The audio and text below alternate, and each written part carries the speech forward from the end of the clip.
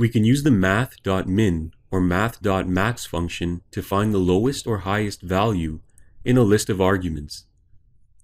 This example script provides an illustration of how this works. Here, we have a list of numerical values. We can use the math.min function to locate and output the lowest value. In this case, the math.min function should output -150. Let's test this in our web browser to see if it works.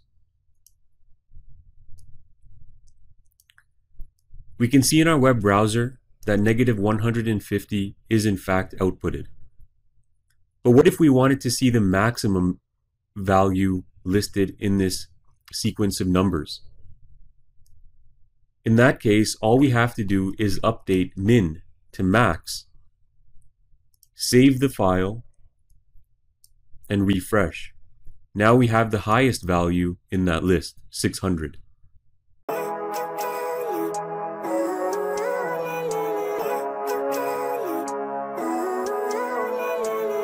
Living life, every day, late at night, not okay.